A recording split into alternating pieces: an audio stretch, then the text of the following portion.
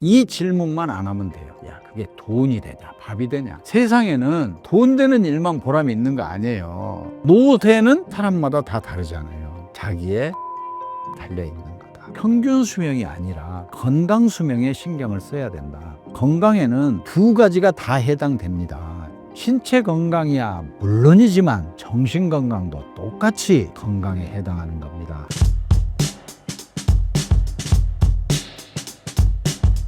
100세 시대가 축복이 아니라 재앙이 될 수도 있겠다고 하셨는데 어떤 부분을 보시고 그렇게 생각하게 되신 건가요? 참 좋은 질문 하셨습니다. 저는 2002년 2월에 당시 이제 대통령 비서실에 경제비서관을 하다가 통계청장으로 가게 됐습니다.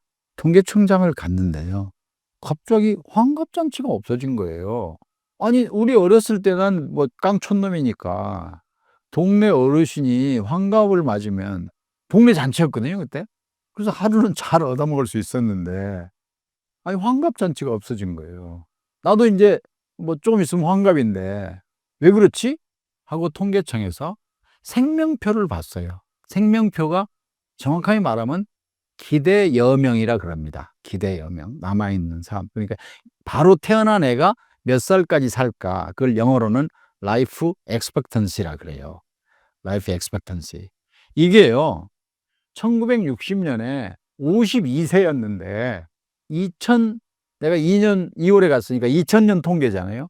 2000년에 76세가 된 거예요. 아니, 불과 40년 동안에 24살이 늘어난 거 아니에요, 평균 수명이. 아니, 76세까지 보통 사는데 무슨 환갑잔치가 의미가 있겠습니까? 70세도 그냥 보통 있는 거지. 70세 생일을 고시라 그러는데, 아, 이래서 없어졌구나. 가만 있어봐라. 그러면 내가 2000년이면 내가 만으로 48세인데 76세까지 살려면 28년 남았잖아요. 그러면 2년에 한 살씩 늘어가면 14년 늘어날 거 아니에요. 그러면 76에다가 14 보태면 90이잖아요. 내 90까지 살지도 모르겠네? 이래서 내가 통계청장 할 때 만든 21세기 삶의 공식이 30년 부모 밑에 살다가 30년 부모 노릇하고 살다가 옛날에는 환갑 이후가 자투리 인생 알파였는데 나는 또 30년이 남아있네. 그래서 30, 30, 30이라는 21세기 삶의 공식을 제가 2002년에 만들었어요. 그리고 또 한 가지. 제가 어렸을 때는 보통 엄마들이 낳는 아이 수가 6명이었는데 그때 1.2명, 1.3명으로 떨어진 거예요. 어떻게 1.2명, 1.3명이야? 10집 중에 7집이나 8집이 하나씩 낳고 두세 집이 2명 낳으면 1.2나 1.3이잖아요. 안 낳잖아요. 그러면은 여성이 애를 낳으니까 자기 몫으로 하나 낳고 남자 몫을 낳아줘야 되잖아요. 그래서 2명을 대체 출산율이라 그래요.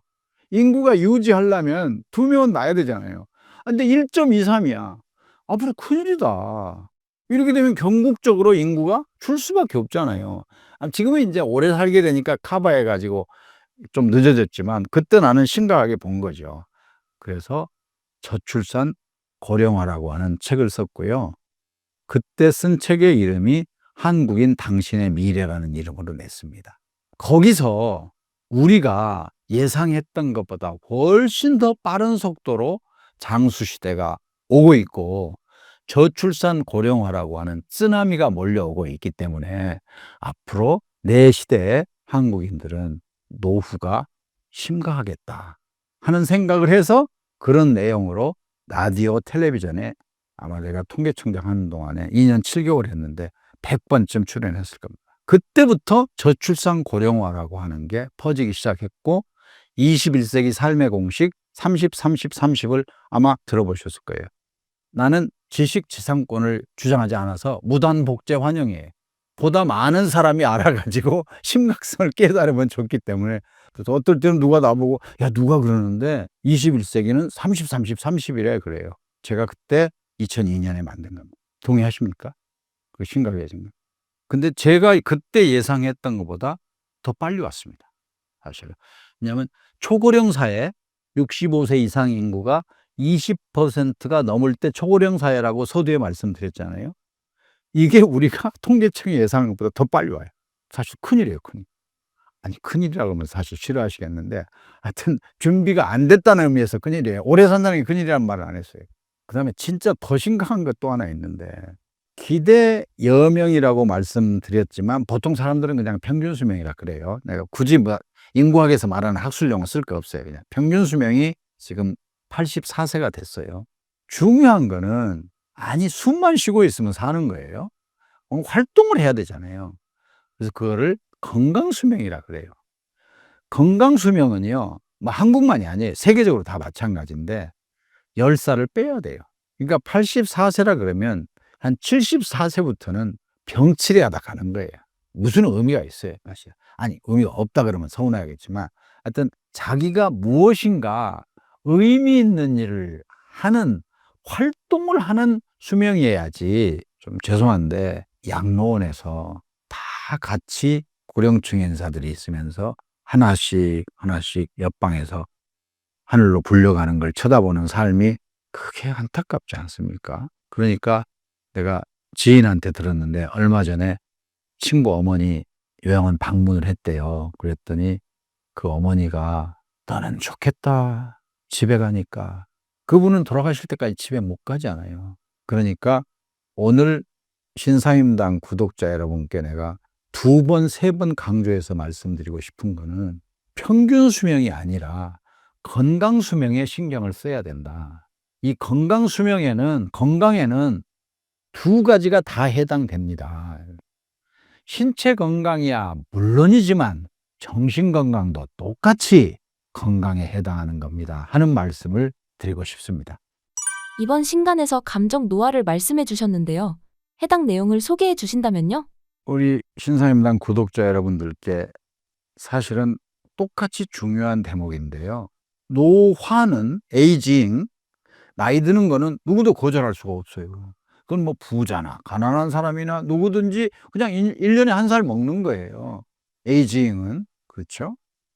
근데 노쇠는 사람마다 다 다르잖아요. 근데 그 노쇠가 영어로는 굉장히 재밌는 말인데요.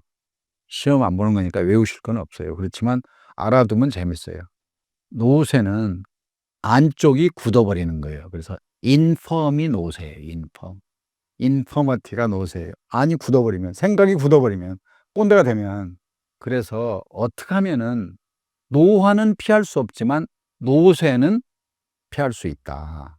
그거는 자기의 마음가짐에 달려 있는 거다. 그래서 내가 이제 정년퇴직했으니까 쓸모없는 인간이야. 그렇게 생각하면 안 된다는 거예요.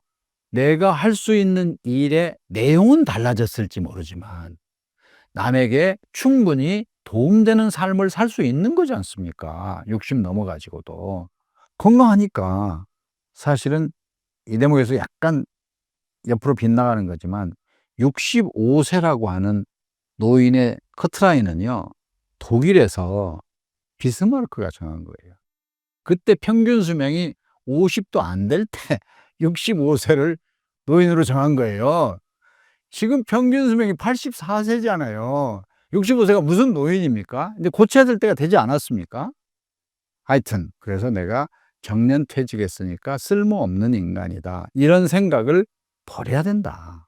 그리고 내가 지금 직장에서 옛날처럼 똑같은 월급을 받으면서 일할 수는 없지만 내가 사회에 보탬이 되는 일을 할 수 있는 것들은 많지 않겠습니까?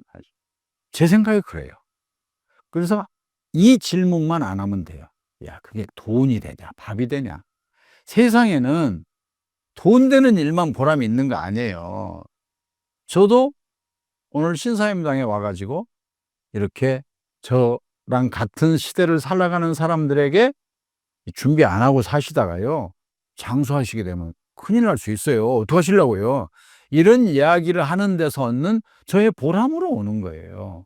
이런 일들 많거든요. 근데 사람들이 돈 안 되면 일 아닌 줄 알아요. 그렇지 않거든요. 제가 여가라는 거에 대해서 책에서 내가 정리를 했는데 여가에 2종류가 있습니다. 1번 나만 즐거운 여가, 2 나도 즐겁지만 남에게도 도움이 되는 여가. 앞에를 내가 심플 레저라고 단순 여가 활동이라고 했고 뒤를 사회적 여가 활동이라고 했는데 예를 들어 보겠습니다. 일주일에 한 번 나는 산에 등산을 가서 체력을 키운다. 건강을 유지하기 위해서. 좋죠. 훌륭한 여가 활동이에요. 건강보험공단도 좋아할 거예요. 그런데 나는 일주일에 수요일 정해가지고 양로원에 가서 거동이 불편하신 어른의 목욕을 자원봉사로 한다. 돈 안 되죠. 이걸 저는 사회적 여가 활동이라고 그래요. 두 가지 이득이 있는 거예요. 첫째, 양로원의 비용을 절감시켰잖아요. 둘째, 나도 언젠가는 가야 되니까 예습하잖아요. 노인들이 어떻게 사는지를 미리 공부하잖아요. 어떻게 생각하세요? 나는 이런 게 늘어나야지 된다.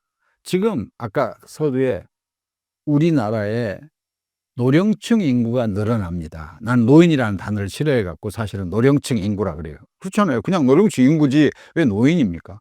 노령층 인구가 늘어납니다. 그러면은 나라가 해주면 되지 않냐. 자식보험이 있지 않냐. 나라가 해주기에는 너무 빨리 오래 살아버려요. 그래서 도저히 나라가 뭐 합니까? 세금 걷어갖고 하는 거지. 세금으로 복지 수요를 감당할 수가 없지 않습니까? 자식 하나나 둘인 자식이 지금 60이 아니라 90까지 사는 부모를 어떻게 봉양을 합니까? 그러니까 제 제목이 그렇게 썼어요. 자식과 나라에 기대지 않는 독립적인 노후를 꿈꿔라고. 그래서 아까 말하는 사회적인 여가 활동이라고 하는 게 나라가 세금으로 책임질 수 없는 거를 조금이라도 거두는 거죠. 종교기관도 마찬가지예요. 교회다, 절이다, 모든 종교기관들도 사실은 오래 살게 된 고령층의 복지를 위해서 봉사활동을 해야 되지 않겠습니까? 그래야 우리 사회 전체가 5천만 우리 사회 전체가 고령층 인구를 노령층 인구를 뒷바라지할 수 있는 거지. 세금이나 자식 갖고는 안 된다 이거죠. 생각해 보면요, 너무 당연한 겁니다. 왜냐? 지금 노령층 인구라는 사람들이 누굽니까? 새끼 밥도 못 먹던 대한민국에 오늘이 있기까지 자기를 희생해서 만들어낸 주역들인데 그분들이 나라는 발전시킨 주역인데 정작 본인이 노령층이 되고 보니까 나라가 나를 책임 안 져준다.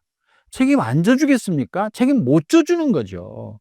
그러면은 우리가 조금이라도 여유가 있는 사람이 사회적인 여가 활동을 함으로써 부담을 같이 맡아줘야 되는 거 아니겠습니까? 백지장도 맞들면 낫다 그랬는데 그럴 때 비로소 우리가 급속하게 진행되는 초고령 사회의 복지 수요에 조금이라도 도움이 되겠죠. 이게 저는 나이 든 사람들의 행복을 어디서 찾을까에 대한 답입니다. 공부합시다. 배웁시다. 배운 걸 다른 사람에게 나눕시다.